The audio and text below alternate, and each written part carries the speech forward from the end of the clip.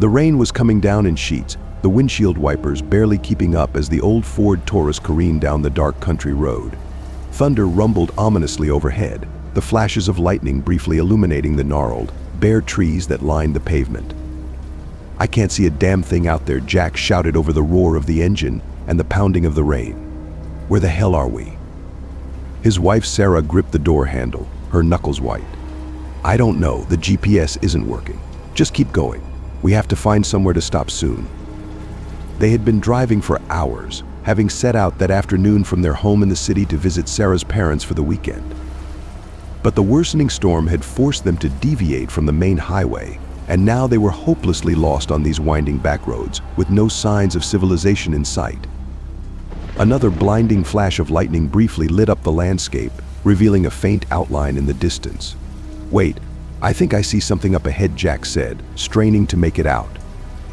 As they drew closer, the shape resolved into the silhouette of a building, a single-story motel, its neon sign flickering in the storm. "There. That's got to be our best bet," Sarah said with relief. "Pull in there quickly." Jack nodded and steered the car towards the motel entrance, the tires splashing through deep puddles. As they approached the front office, he could make out a hand-painted sign in the window, "Vacancy." At least someone was still awake to let them in. Killing the engine, they hurried across the rain-soaked parking lot and through the creaky wooden door of the office. A small bell jingled as they entered, and a grizzled old man looked up from behind the counter. "Well, ain't you two a sight for sore eyes?" he rasped, eyeing them with a mix of curiosity and annoyance. "Why all look like you've been through hell and back?" "You have no idea," Sarah replied, brushing the wet strands of hair out of her face. "Do you have any rooms available? We've been driving for hours and we really need to get out of this storm." The man eyed them skeptically for a moment, then shrugged. "Reckon I got one or two left. You're in luck, it's been a slow night." He reached under the counter and produced an old-fashioned metal key, handing it to Jack. "Room 12, down at the end of the lot. You can park right in front." "Thank you, we really appreciate it," Jack said, already heading back towards the door. "Just one thing," the man called after them. "You hear anything strange during the night, you keep your damn selves in that room, ya hear? Don't go poking around where you ain't wanted." Jack and Sarah exchanged a puzzled glance, but the man had already returned his attention to the tattered paperback in front of him. Shaking their heads, they hurried back out into the rain and made their way to the room. The motel was a typical roadside establishment, a single-story building with a handful of rooms clustered around a central parking lot. Jack pulled the car up to the door of room 12, and they quickly gathered their overnight bags and made a dash for the entrance. Once inside, they took a moment to catch their breath and survey their surroundings.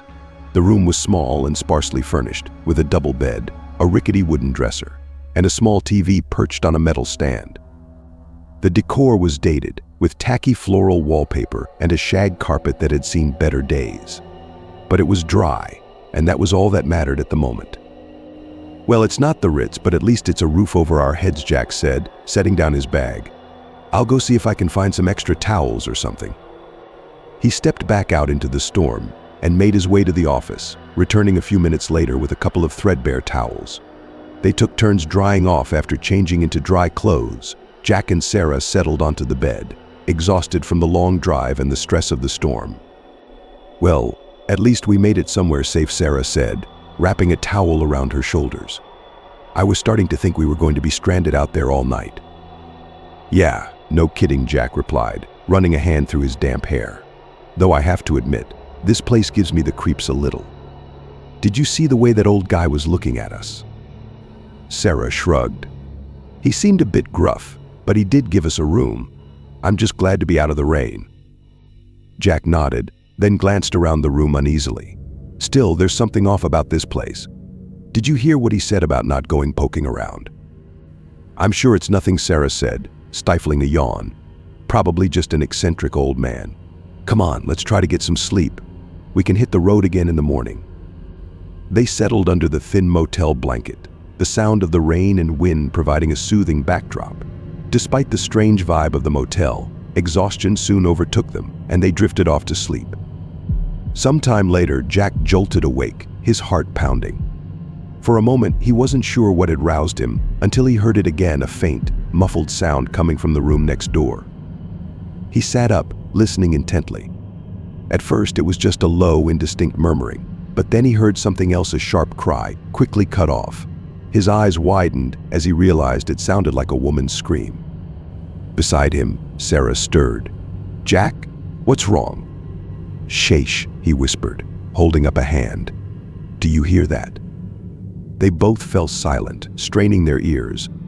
The strange sounds continued: a thud, a scraping noise, then another muffled cry.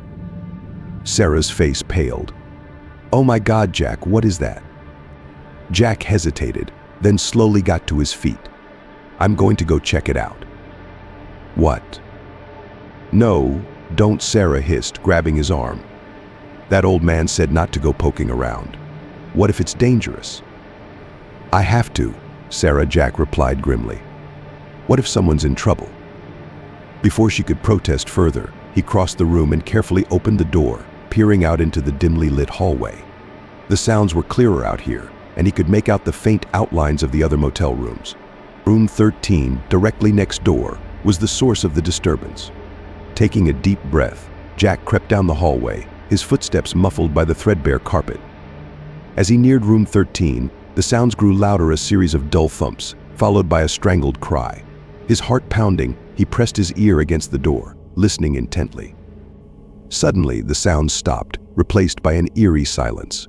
Jack waited, holding his breath, but nothing more came from the room. Cautiously, he tried the doorknob, but it was locked. He hurried back to his own room, where Sarah was waiting anxiously. "Well, what did you hear?" "I'm not sure," Jack replied, his brow furrowed. "The sound stopped before I could figure out what was going on. But something's not right, Sarah. We need to get out of here." Without another word, they quickly gathered their belongings and rushed out to the car. The rain had let up, but the air still crackled with tension as they pulled out of the motel parking lot and sped away down the dark road. Neither of them spoke for several miles, the only sound the hum of the engine and the occasional rumble of distant thunder. Finally, Sarah broke the silence. "Do you think someone was hurt in that room?" she asked quietly. Jack shook his head. "I don't know.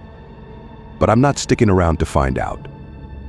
They drove on in uneasy silence, the events of the night weighing heavily on their minds. As the first hints of dawn began to break on the horizon, they finally reached the main highway and turned towards home, eager. The rain lashed against the windshield as Jack White gripped the steering wheel, his knuckles white. He blinked hard, trying to focus his exhausted eyes on the dark highway stretching endlessly ahead. The broken yellow lines blurred together as he fought the heaviness of his eyelids. Just a few more hours, he told himself. A few more hours, and he'd reach his destination, make the delivery, and finally get some much-needed rest. Jack had been driving for Crossroads Shipping for over 15 years now. He knew these roads like the back of his weathered hand, every pothole, every curve, every abandoned gas station and rundown diner. Driving an 18-wheeler had been his life since he'd graduated high school.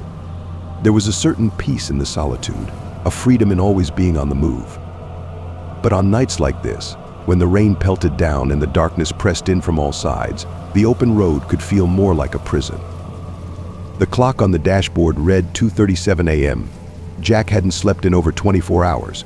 He'd pushed himself to make this delivery on time, chugging coffee and popping caffeine pills to stay alert. But even his strongest efforts were starting to fail him now. His vision swam. His head felt heavy. The seductive pull of sleep was getting harder and harder to resist. Suddenly, through the rain-streaked windshield, he saw a flash of white on the side of the road ahead. Jack blinked, thinking it must be a trick of his sleep-deprived mind. But as he got closer, he saw it again, the unmistakable figure of a young girl in a pale dress, standing on the shoulder, her thumb outstretched. What the hell was a kid doing out here alone in the middle of the night? Jack knew he should keep driving. Only trouble could come from picking up a stranger on a deserted road. But what if she needed help? He couldn't just leave a child stranded in this downpour. Against his better judgment, Jack eased his foot off the accelerator and brought the hulking semi to a stop on the gravelly shoulder. Setting the brake, he grabbed his jacket and a flashlight and climbed down from the cab into the pouring rain. "Hello," he called out, sweeping the flashlight beam across the empty roadside. "Hey kid, you out here? You need some help." Only the steady patter of the rain and the low grumble of the idling diesel engine answered him. The girl was nowhere to be seen. Jack walked the length of his trailer, peering into the darkness. He checked under the truck. Nothing. "Ekani Sanner." Unease prickled at the back of his neck as he climbed back into the cab, water dripping from his jacket onto the already damp floor mat. He could have sworn he'd seen someone out there, but the highway was desolate. He must have imagined it, conjured the ghostly hitchhiker out of exhaustion and road hypnosis. Shaking his head, Jack put the truck in gear and pulled back onto the slick black asphalt. He needed to get a grip. He rolled down the window, letting the cold, wet air shock him awake. He turned the radio to a screechy, static-filled station, hoping the noise would keep him alert. He'd only gone a few miles when a sound made his blood run cold. Laughter. High-pitched, childlike giggling drifted from the darkness behind him, barely audible over the drumming of the rain and the growl of the engine. Jack's eyes flicked to the rearview mirror. In the red glow of his taillights, he glimpsed a small pale face peering out from under the tarp that covered his trailer. Jack's heart hammered against his ribcage. This was impossible. He'd inspected the trailer himself when he'd loaded the cargo, made sure it was empty before securing the doors. No one could have gotten inside. Yet the longer he looked, the clearer the face became a young girl, her dark hair plastered wetly to her forehead, her eyes twin black holes in her ghostly white face. And she was smiling. Jack faced forward, clenching the wheel as a cold sweat broke out on his brow. He was losing it. The lack of sleep, too much caffeine, the eerie isolation of the night road was all conspiring to make him see things that couldn't possibly be real. But the laughter continued, growing louder, more insistent. It seemed to fill the cab, echoing off the metal walls. Jack's eyes darted to the mirror again, and he let out a choked gasp. The girl was closer now, her face pressed up against the glass of the trailer's small rear window. Her grin stretched unnaturally wide, revealing far too many teeth. In a panic, Jack stomped on the accelerator. The truck lurched forward, engine roaring. He had to get away from this phantom passenger, had to outrun his own hallucinations. The speedometer climbed 70, 80, 90 miles per hour. The rain slicked road twisted ahead, but Jack barely noticed. His entire being was focused on the mirror, on the specter of the girl looming behind him. The laughter rose to a feverish pitch, drowning out even the blaring of the radio. Jack couldn't take it anymore. He tore his gaze from the mirror, only to see a sharp curve approaching far too quickly. He wrenched the wheel to the left, but it was too late. The tires lost traction, hydroplaning on the wet pavement.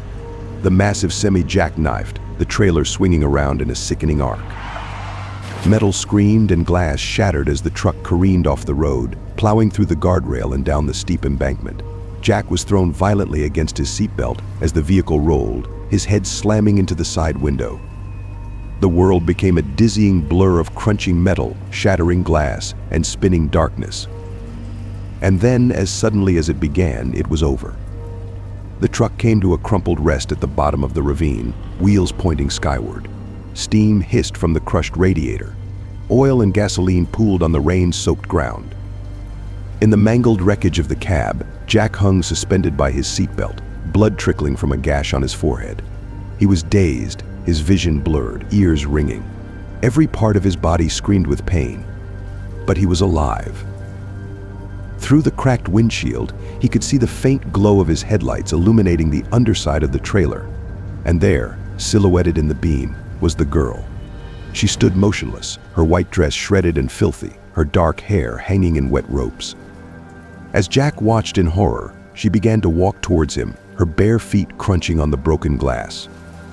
Jack fumbled for his seatbelt with numb fingers, his breath coming in ragged gasps. He had to get out, had to get away from this nightmare apparition. But his body wouldn't cooperate. Pain lanced through him with every movement. The girl reached the shattered passenger window. Her pale hand reached in, brushing shards of glass aside like they were nothing more than fallen leaves. Jack recoiled, pressing himself against the driver's side door. The girl's face loomed before him, her features even more gaunt and ghostly up close. Her black eyes seemed to swallow the light. "Please," Jack whispered, his voice hoarse with fear and pain. "Please, I don't understand. What do you want from me?" The girl only smiled, that same eerie, too wide grin. She reached towards him, her icy fingers brushing against his cheek. Jack shuddered at the touch, cold seeping into his bones. The girl leaned in, her lips almost brushing his ear. When she spoke, her voice was the soft, sing-song whisper of a child. "Drive." Then she was gone, vanishing into the rain like mist. Jack blinked, his mind reeling. Had she ever really been there at all? Or was she just another figment of his crumbling sanity? Gritting his teeth against the agony in his battered body, Jack wrenched his seatbelt free. He half fell, half crawled out of the mangled cab, collapsing onto the wet ground. The cool rain felt good on his feverish skin. He lay there for a long moment, gasping, trying to. The rain lashed against the windshield as Sarah gripped the steering wheel, her knuckles turning white. She stared ahead into the inky blackness, the headlights of her beat-up Honda Civic cutting through the downpour like a pair of feeble flashlights. After a grueling double shift at the diner, all Sarah wanted to do was get home, collapse into bed, and sleep for the next 12 hours straight. Her feet ached, her back was killing her, and she could barely keep her eyes open. The radio crackled to life, the voice of the DJ cutting through the patter of the rain. "Attention listeners. We've just received a report from the county sheriff's department. An inmate has escaped from the Shearwater Psychiatric Hospital. Authorities are describing the escapee as extremely dangerous and armed. If you see anything suspicious, do not approach. Contact the police immediately." Sarah felt her stomach drop. The Shearwater Psychiatric Hospital was only a few miles from her apartment. She pressed down on the gas pedal, willing her car to go faster. The last thing she needed was to get caught out on the roads with a psycho on the loose.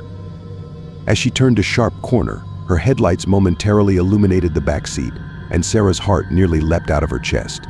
There, hunched in the shadows, was a dark figure. She slammed on the brakes, the tires squealing against the wet pavement. "Oh my God," she whispered, her eyes wide with terror. She fumbled for the door lock, but to her horror, it was already engaged. Panicked, she looked around for anything she could use as a weapon: a tire iron, a baseball bat, anything. But the car was bare, save for a few crumpled fast food wrappers and a half-empty bottle of water. Slowly, the figure in the backseat began to move, emerging from the darkness. Sarah watched, frozen with fear, as a tall, lanky man materialized, his eyes glinting in the faint light. He was dressed in a tattered hospital gown, his dark hair matted and wild. A sinister grin spread across his face as he locked eyes with Sarah. "Hello there," he said, his voice a low, raspy whisper. "Lovely night for a drive, isn't it?" Sarah's mind raced, desperately trying to come up with a plan of escape. But she was trapped, with nowhere to go. She could feel the panic rising in her chest, her heart pounding in her ears. "What do you want?" she managed to choke out, her voice trembling. The man chuckled, a deep, mirthless laugh that sent a chill down Sarah's spine. "Oh, I think you know what I want, my dear." He began to inch closer, his long, bony fingers reaching out towards her. Sarah recoiled, pressing herself against the door. "Please, just let me go. I won't tell anyone, I swear." "Now, don't be like that," the man purred, his grin widening. "We're just getting started." Sarah's mind was racing, desperately searching for a way out of this nightmare. She glanced around the car, her eyes landing on the glove compartment. Maybe there was something in there she could use as a weapon. Slowly, she reached for the latch, her fingers trembling. The man noticed her movement and let out a low chuckle. "I wouldn't do that if I were you." He reached into the folds of his hospital gown and produced a long, serrated knife, the blade glinting in the faint light. Sarah's heart sank. She was completely at his mercy. "Now let's have a little fun, shall we?" the man said, his voice dripping with malice. Sarah squeezed her eyes shut, bracing herself for the worst. As the man inched closer, Sarah felt a surge of adrenaline course through her veins.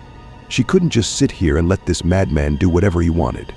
Summoning every ounce of courage she had, she swung her fist, connecting with the man's jaw with a satisfying crack. The man reeled back, momentarily stunned. Sarah seized the opportunity and frantically searched the glove compartment, her fingers closing around a small can of pepper spray.